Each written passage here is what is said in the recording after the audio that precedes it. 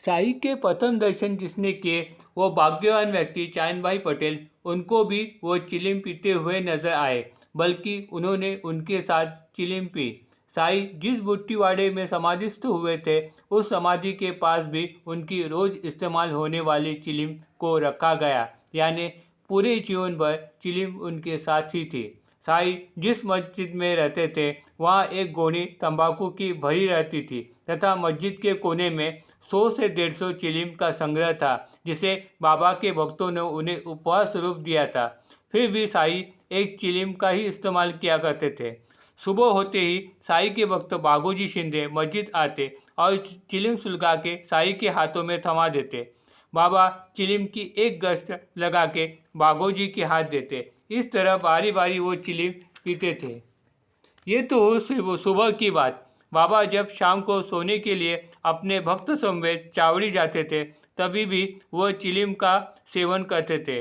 भक्तों द्वारा पूजा आरती चावड़ी में होने के बाद माधवराव तथा तात्या द्वारा चिलिम सुलगा के वह बाबा के हाथों में थमा देते थे और बाबा द्वारा चिलिम की पहली गश्त लगाने के बाद वह मानसापति यानी भगत, खंडोबा के पुजारी, फिर बाद में बारी बारी तात्या, श्यामा, भगत इनके हाथ में घूमती रहती थी।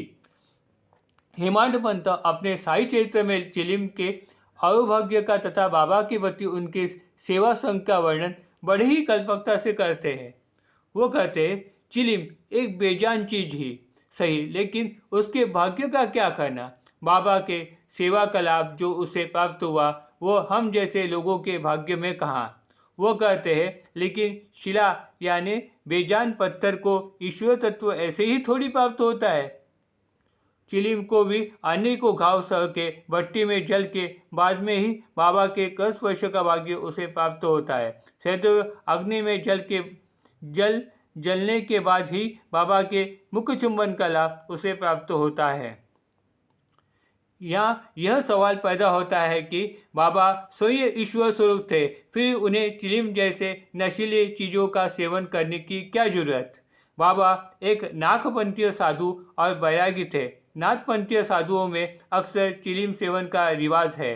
जैसे हम लोगों को कोई मिलने के लिए आए तो हम उन्हें चाय पिलाकर उनका आदर स्वागत करते हैं, वैसे ही कोई नागपंथीय साधु जब दूसरे नागपंथीय साधु से मिलता है तो वह उन्हें चिलिम पिलाकर अपने मेल जोल का कायम रखता है।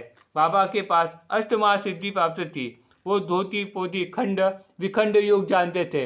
वह प्राय अक्सर अपनी आंतड़ियों को बाहर निकालकर धोकर उसे वापस निकल जाते थे। फिर भी उन्हें यौवन अवस्था में दमे की तकलीफ सहनी पड़ी, जिससे उन्हें 3 दिन अखंड समाधि अवस्था में रहना पड़ा, जिससे उन्हें अपने शरीर का कायाकल्प कर दिया।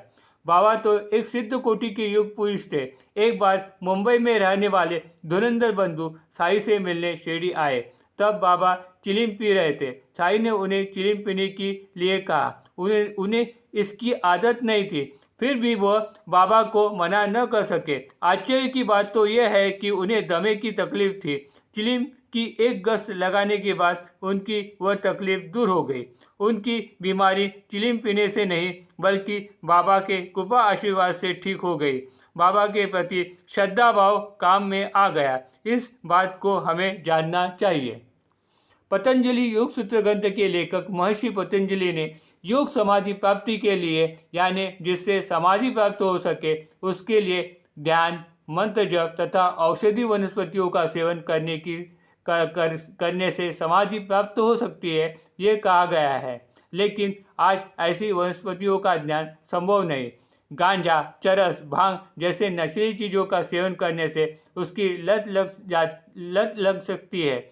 वो कोई वास्तविक समाधि अवस्था नहीं है। इसलिए सांसारिक लोगों ने ऐसी चीज़ों का सेवन कभी भी नहीं करना चाहिए। Om Sai Ram. Please like and subscribe my channel.